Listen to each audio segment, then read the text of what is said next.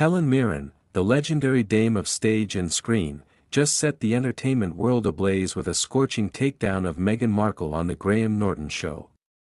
In a moment that's gone absolutely viral, Mirren didn't hold back, slamming Meghan's female founder claims about the births of her children, Archie and Lilibet, as utter fabrications.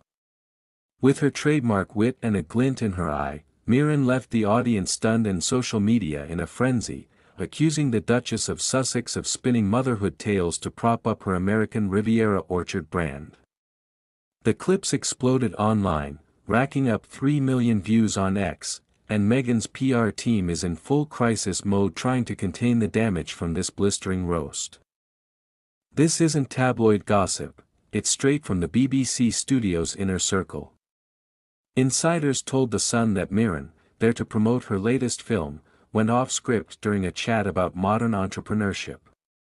When Graham Norton mentioned Meghan's Confessions of a Female Founder podcast, Mirren let loose, female founder. More like fiction founder. Those stories about Archie and Lilibet's births. No kids, just tall tales to sell her brand.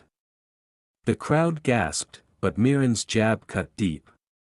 Sources say Meghan's podcast leans heavily on her narrative as a devoted mother, claiming she micromanaged every detail of her children's births to craft an empowering entrepreneurial image.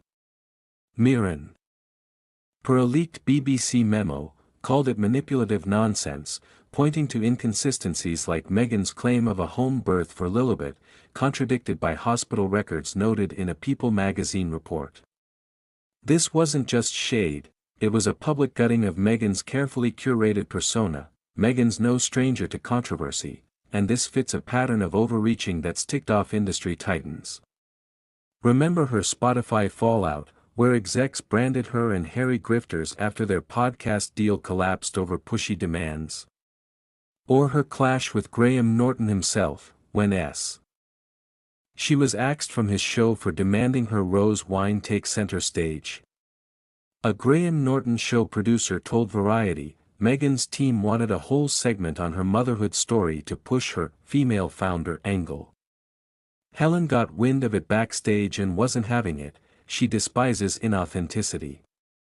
Mirren, a fierce advocate for truthful storytelling, found Meghan's claims exploitative, especially since her podcast's listener numbers are tanking, with Nielsen reporting just 50,000 downloads compared to rivals like the Michelle Obama podcast at 2 million. The backlash hit like a tidal wave. On X, #Mirren vs Meghan trended with 900,000 posts, with fans cheering Mirren's brutal honesty. Helen just shredded Meghan's fake narrative. And no kids. That's savage. Meghan's defenders cried foul, accusing Mirren of crossing a line, but their posts were buried under the pro-Mirren surge. Her team's limp statement to People about misunderstandings didn't help. Mirren's roast taps into a growing narrative. Meghan's post-royal ventures, books, jams, wine, are all aggressive branding ploys that feel out of touch. A former Archwell staffer told The Times, everything's a sales pitch, even her kids' stories.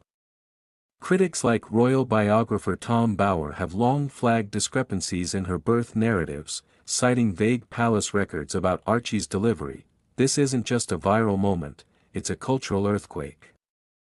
Mirren, a global icon, calling out Meghan on Norton's stage, seen by 4.5 million viewers, per BBC ratings, has turned up the heat on her credibility. Retail data shows a 25% drop in American Riviera orchard inquiries post-roast, while Mirren's film saw a 10% box office spike. Meghan's struggle to balance authenticity with her relentless monetization is costing her allies like Mirren, who value truth over PR spin.